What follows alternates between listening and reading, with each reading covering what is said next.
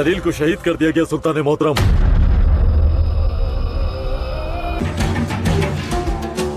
शहनशाह के सामने तुमने एलची का खून बहाने की जरूरत कैसे की? जानते हो तुमने क्या किया? कैसे? वो एलची को कैसे कत्ल कर सकते हैं? देखिए मेरे शहनशाह, डरने की कोई जरूरत नहीं। एलची को किसी हाल नुकसान नहीं पहुंचाया जाता, लेकिन सलाहुद्दीन बस अब एक बिखरे हुए रेवड़ का चरवाहा बन चुका है। यह कत्ल शहनशाह की मौजूदगी में हुआ और किसी को मुदाखलत तक का मौका न मिला। दमिश्क के, इराक के, हलब के, मूसल के, काहिरा के, मराकश, तिलिस्मान के, हिजाज के, हर्रान के, आमिद के, उर्फा खामोश सफे इकट्ठी हो चुकी है।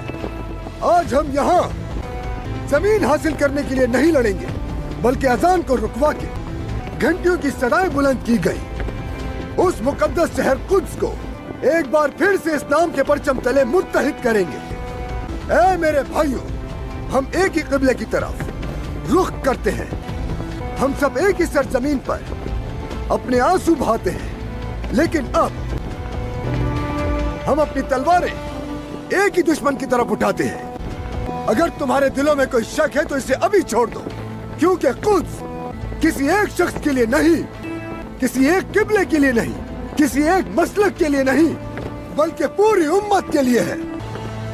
अब वक्त आ गया है कि हम अपने सर बुलंद करें, कदम बढ़ाओ ताकि हम एक ही सजदे की जगह पर इकट्ठे हो।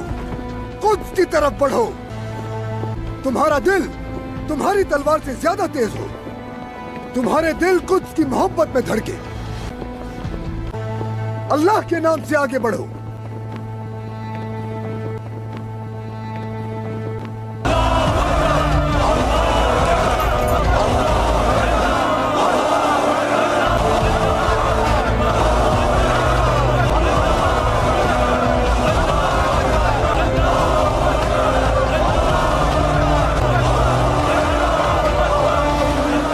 अल्लाहु अकबर।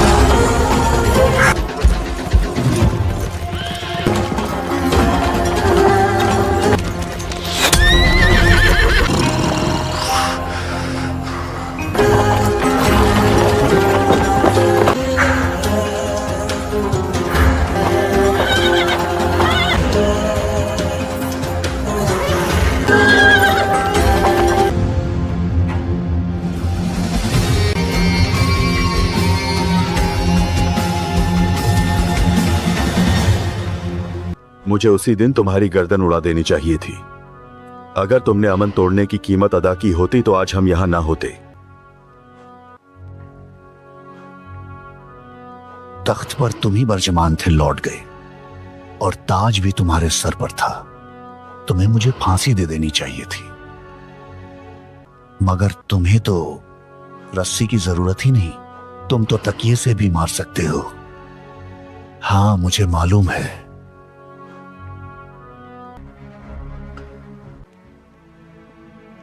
मुझे शदीद प्यास लगी है। एक गिलास पानी दो। तीरंदाज, मुझे एक गिलास पानी दो।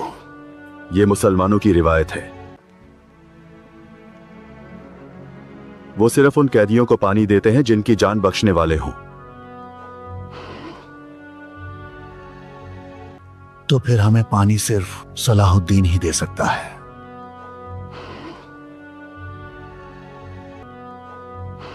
एक हकीकी बादशाह तो ऐसा ही होता है।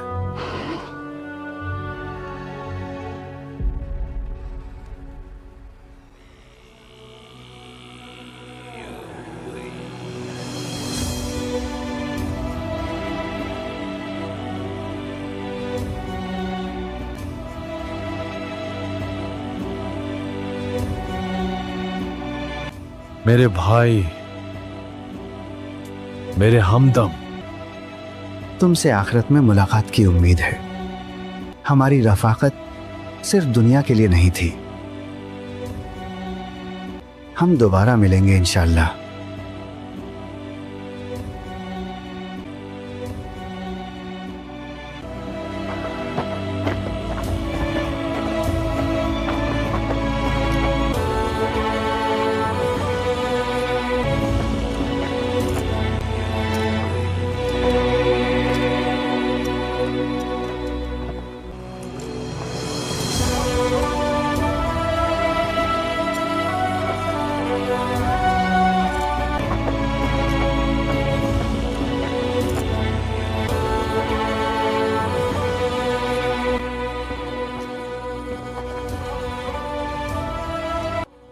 तुमने अपना वादा निभाया।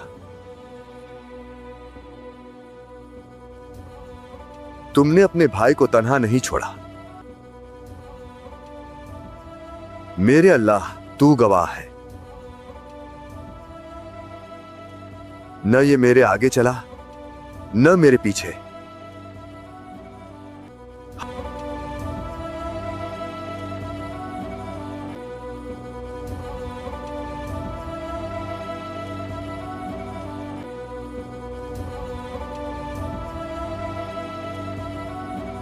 ऐ मेरे अल्लाह, इनकी शहादत कबूल फरमा।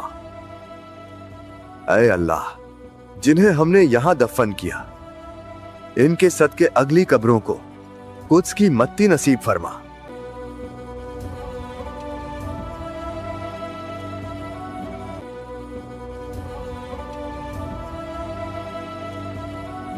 मेरे सुल्तान, उसकी दड़का खून बहाकर हमारे दिलों को ठंडा कर दे। अब आपके अहद को पूरा करने का वक्त आ गया है।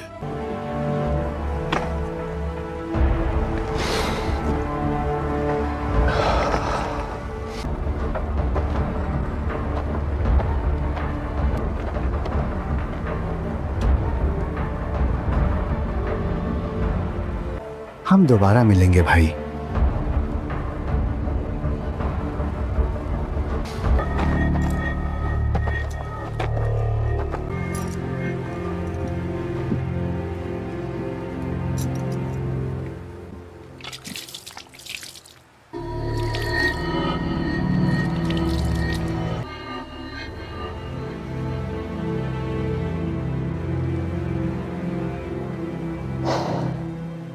तुम वो नस्ल हो जिसके ताज खून से धोए गए और झूठी कस्मों से सजाए गए।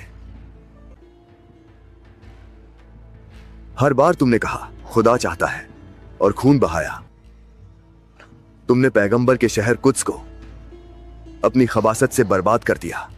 तुमने इस्लाम की तौहीन के लिए मस्जिद अक्सा को अस्तबल में बदल दिया।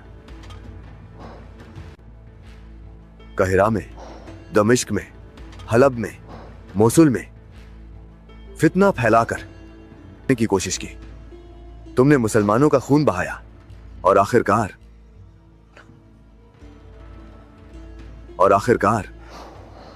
तुमने हाजियों के काफिले पर हमला किया और इबादत पर जाने वालों को कत्ल कर दिया।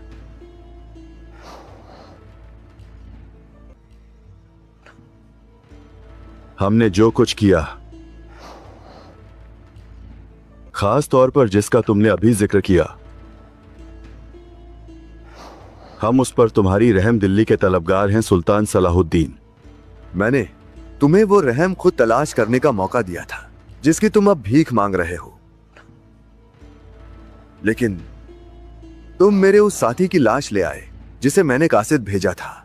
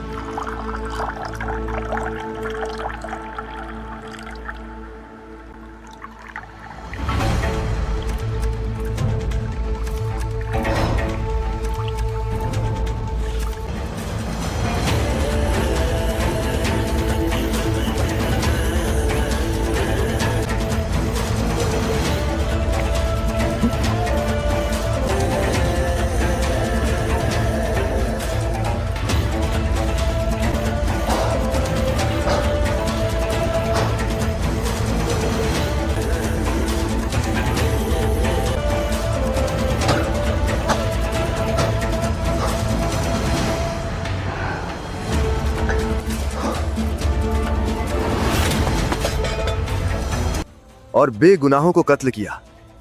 तुम इंसान नहीं, कोई शैतानी मखलूक हो जिसका कत्ल वाजिब है। तुम ना पानी के कतरे के हकदार हो और ना ही सांस के।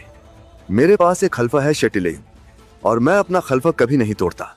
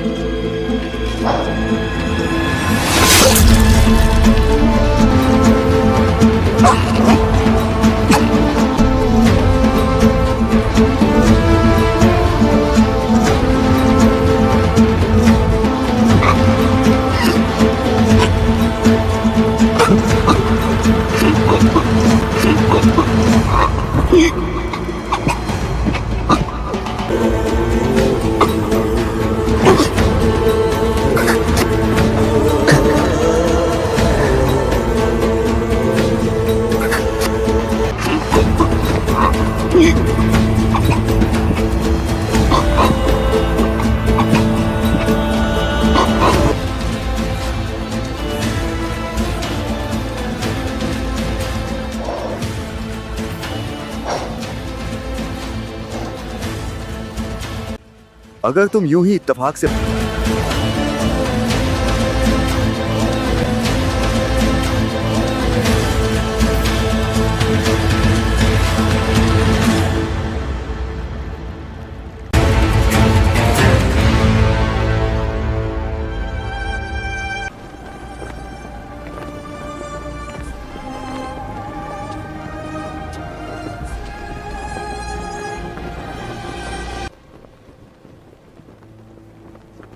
एक सदी कबल हमने खुदा की बादशाही कायम करने के लिए सफ़र शुरू किया था।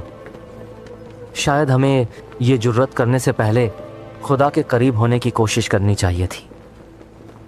मुझे एतराफ़ है कि हम पीछे सिर्फ दर्दों आवाज़ारी छोड़ आए और खुदा ने हमसे इंतकाम लिया। हमने हिटीन में तन्हा छोड़कर सलाहुद्दीन और उसकी फ़ौज अभी कुछ नहीं पहुंची। ये खामोश इंतज़ार इस कदर अजियतनाक है कि हमें बगैर लड़े ही मार डालेगा। जब मुसलमान फ़ौज हमारे दरवाजे पर आएगी, खुदा हमारे साथ खड़ा हो बगावत करने वालों के बावजूद तो हमारे पास तुम्हारा क्या ख्याल है वो कब हमला करेंगे?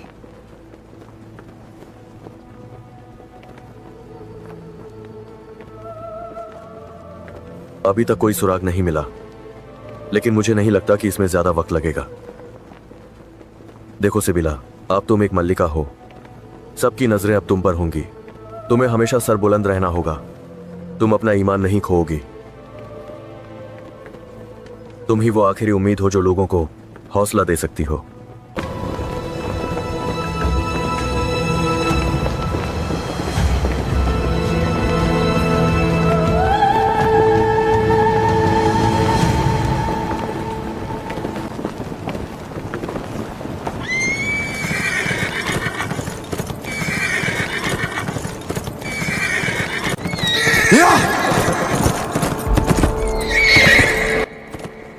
बेलिन, क्या तुम्हें वहां कुछ दिखाई दे रहा है?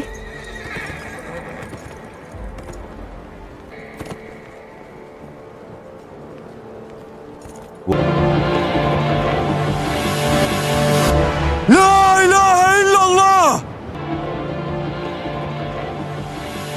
मुहम्मदुर रसूलुल्लाह।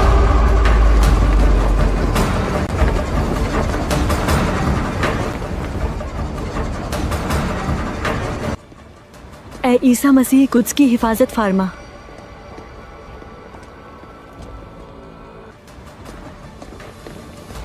मुहासरा शुरू हो चुका है, तुम्हें फौरन महल में दाखिल होना होगा।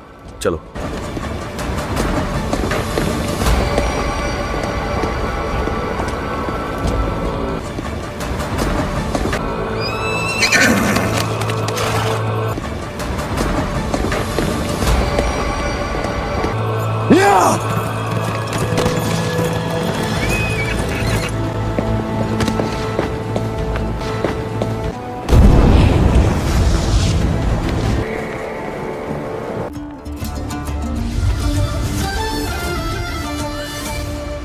गाइस, एपिसोड की शुरुआत में हमें दिखाया जाता है कि बादशाह की मौत के बाद हमें 5 माह बाद कुछ का सीन दिखाया जाता है, जहाँ पर विलियम बैठा सब कुछ लिख रहा होता है और बता रहा होता है कि बादशाह के मरने के बाद कुछ का बादशाह उसे बना देगा जो कि कुछ का बादशाह बनना चाहता था। उसके बाद हमें दीवान का सीन दिखाया जाता है, जहाँ पर एक औरत आके बादशाह काई को उसके सिर पर ताज पहना रही है और सब लोग ये बात कबूल कर लेते हैं कि अब उनका बादशाह काई ही है और उसके सामने झुक जाते हैं। और विलियम इन सारी बातों को अपनी किताब के पन्नों में लिख रहा होता है ताकि तारीख में ये वाकयात याद रहे। सीन शिफ्ट होते ही हमें सुल्तान अलाउद्दीन का सीन दिखाया जाता है, जो कि बहुत ही ज्यादा गमजदा होता है और एक जगह पर खड़े होकर कुछ काम कर रहा होता है और कुछ सोच रहा होता है। और दोबारा से वहीं से हमारा सीन शिफ्ट होता है हमारे दुश्मनों के ऊपर। सुल्तान काई का सीन दिखाया जाता है, जो कि अपने एक साथी के साथ बात कर रहा था और वो कह रहा होता है उसे कि रोम से बस एक मरतबा लश्कर आने की देर है, फिर देना मैं कैसे खून की नदियां बहाऊंगा। और सारी ऐसे उनके दरमियान बातचीत चलती है और वहीं से हमारा सीन दोबारा से सुल्तान अलाउद्दीन की तरफ शिफ्ट हो जाता है, जो कि वहां पर खड़ा हो एक मेंबर की दोबारा से मरम्मत कर रहा था। तभी उसके बाद उसका साथी आता है और उसे कहता है कि उस्ताद सुल्तान, आप कब तक यहाँ पर बैठे रहेंगे यार, आप क्या कर रहे हैं, आपने खाना भी नहीं खाया, ये खाया, आप कब तक ऐसे भूखे रहेंगे। सुल्तान कहता है कि हर किसी को अपने अंदर उम्मीद जगानी चाहिए, किसी को किसी का मुंतजिर नहीं रहना चाहिए।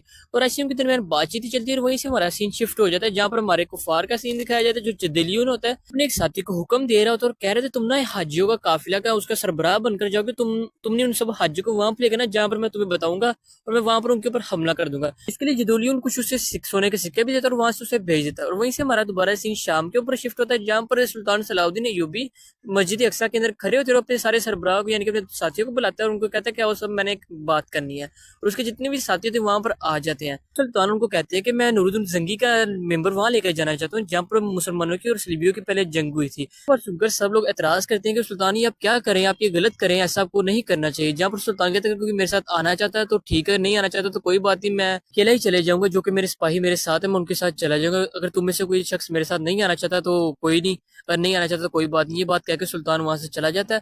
और दूसरी तरफ हमें जंगल के अंदर जदुलियन खड़ा होता है और वहां पर वेट कर रहा होता है किस तरह से वहां पर हाजी आएंगे और उन पर हमला करेगा और सारा खून खराबा करेगा।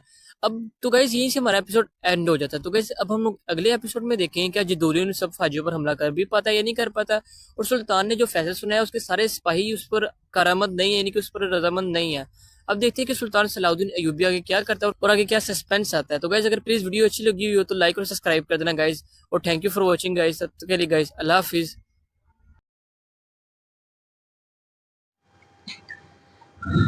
मत बताया करो दुनिया को कि तुम्हारी ये प्रॉब्लम है, ये प्रॉब्लम है।